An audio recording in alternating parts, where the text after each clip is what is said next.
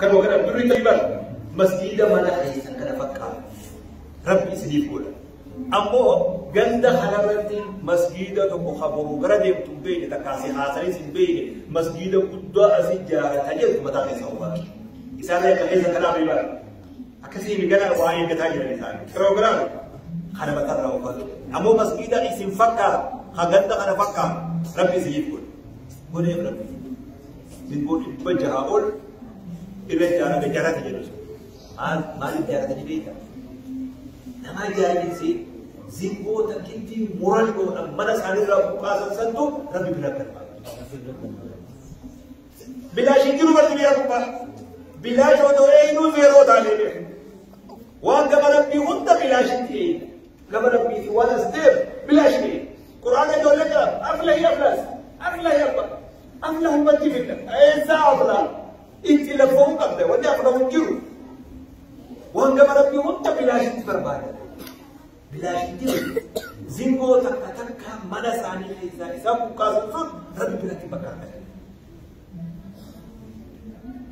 muhafiwan toko qofa kuma torbata wan ya kumbe jaru sunamma hakka sani khalaq aba masjid mali nabtani beita zingo takiti mana fi isa buki sani qille so fi badan roba fi badan santo sanfite جد خير ربو صدادي ناسي مدبي هذه أما خيسي جدو سيسخالي هذه كان متى خيسا أكمل ربي والاتباها قفتي أسيان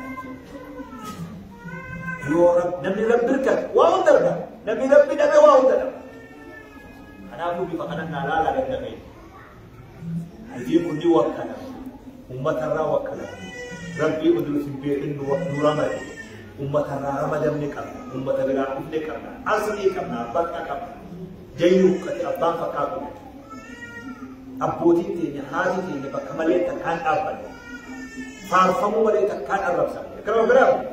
Biar fadi abad ni, desa, nama Arab, nama Arab ni jangan, wan aja. Kutal isinya dalam kereta dah berdiri, desa Arab, nama Arab ni jangan, jadi takkan jadi malin jalan jadi. Malida. Ya akhi abbota damak abu abnatur, abbota damak abu kaya abu, khabuha abu, kahabaja abu. Nuti ala kaji warasni. Program. Kaji sayo walal halakat fabe. Hajari burani, Syekh Ahmad Basira, Syekh Abdullah Tuqo. Yo unte sa walal de zero tani. Wa kanam tiasi. Sabu malu mata agaran kamni yo na bisinge situ lafe ikhran kamni ta bisinge ikhran sun sababate takkaro sabte fetu sababati ya ke talibat ganda jabara ta ganda khala qorotu kusiya sigidan mana feti qalbin mana nama khisa jirtu qalbin sarabi wajhi sariro abdi tunasiya Yakin Nabi Firman anda cheese itu, kalau saya cheese, buaya hati visa tahu kita visa keobat me digoda.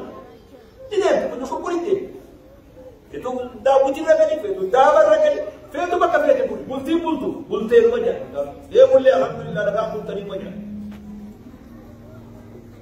Ada apa dah kata dia? Dan syair Islam ramut tu, amma kan dia semoga karena saya asyiran masjid segi mau atau hadang ini masjid segi mau berbadan dia. Aja kerja, mandu kuni di masjid.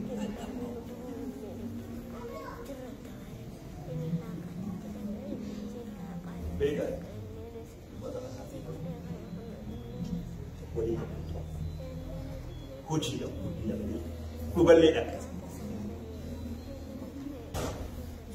InsyaAllah, sobat ini sekitar apa? Barakallahu khairan.